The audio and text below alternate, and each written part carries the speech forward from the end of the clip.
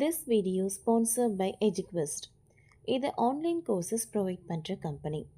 இதில் நிறைய online courses இருக்குது. Advanced marketing combo, digital marketing student combo, accounting and GST combo, advance stock marketing, இன்னும் நிறைய courses இருக்குது. இதோட லிங்க் உங்களுக்கு டிஸ்கிரிப்ஷனில் கொடுக்குறேன்.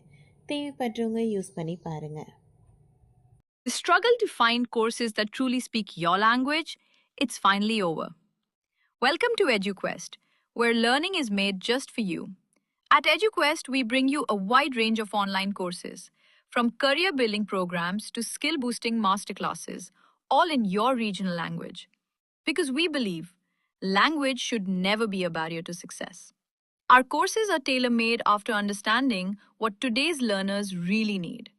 So why wait? Start learning the smarter, simpler way only with EduQuest. Visit eduquest.courses and explore your next course today. And hey, don't miss out on our exciting offers and promotions. ரெடியாகும் பிரம்மாண்ட Rameswaram airport 5 இடங்களை தேர்வு செய்த தமிழக அரசு.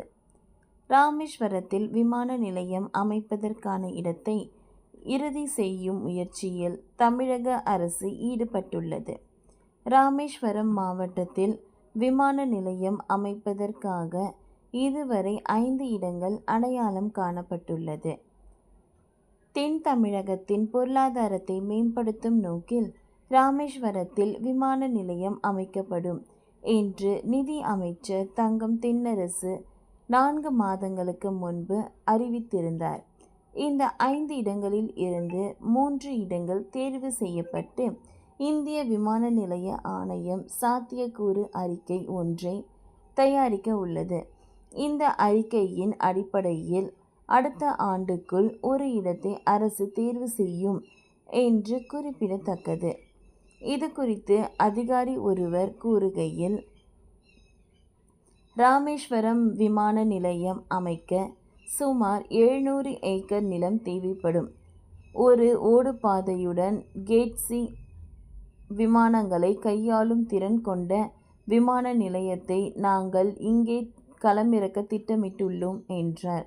சாத்தியக்கூறு அறிக்கை தயாரானதும் விமான நிலையத்திற்கு உகந்த என்பதை ஆய்வு செய்ய சுற்றியுள்ள கட்டிடங்களின் உயரத்தை ஆராய ஒரு தடையற்ற வரம்பு மேற்பரப்பு ஆய்வு மேற்கொள்ளப்படும்.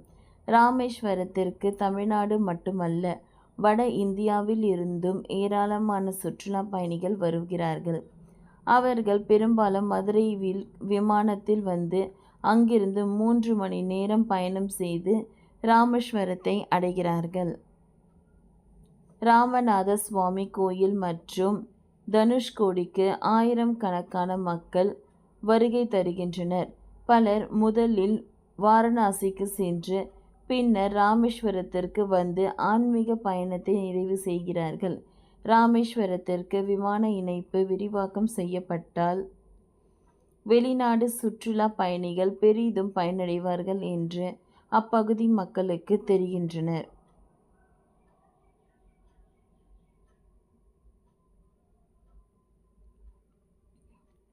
ஓசூர் விமான நிலையத்திற்கான இடத்தை தேர்ந்தெடுப்பதற்கான இறுதி கட்டத்தை தமிழக அரசு நெருங்கி வருகிறது. இதையடுத்து தடைவரம்பு மேற்பட்ட கணக்கெடுப்பு என்று அழைக்கப்படும் ஆப்டிகல்ஸ் லிமிடெட் சர்ஃபேஸை மேற்கொள்ள ஆலோசகரை நியமிக்க அரசு திட்டமிட்டு வருகிறது. இந்த பகுதியில் வனப்பகுதிக்கு எவ்வளவு பாதுகாப்பானது, பயணிகள் விமானங்கள் செல்ல எவ்வளவு பாதுகாப்பு என்பதை சர்வே எடுக்கும் சோதனை ஆகும் இது. சமீபத்தில் ஜிஎம்ஆர்எஸ் நிலையத்தில் அல்லது டாடா எலக்ட்ரானிக்ஸ் கிராமம் அல்லது தனோஜா ஏர்ஃபோர்ஸ் அருகே ஓசூர் விமான நிலையம் அமைக்கப்பட உள்ளது. இதற்கான அதிகாரப்பூர்வ அறிவிப்பு இந்த வாரம் வர உள்ளதாம். ஓசூரில் விமான நிலையம் அமைப்பதற்கான விரைவு சாத்தியக்கூறு அறிக்கையை இந்திய விமான நிலைய ஆணையம் தமிழக அரசிடம் சமர்ப்பித்துள்ளது. 2 தளங்களை ஆய்வு செய்து சமர்ப்பித்துள்ளது. ஓகே ஃப்ரெண்ட்ஸ், இந்த வீடியோ உங்களுக்கு யூஸ்ஃபுல்லாக இருந்ததுன்னா லைக் பண்ணுங்கள், ஷேர் பண்ணுங்கள், சப்ஸ்கிரைப் பண்ணுங்கள். தேங்க்யூ.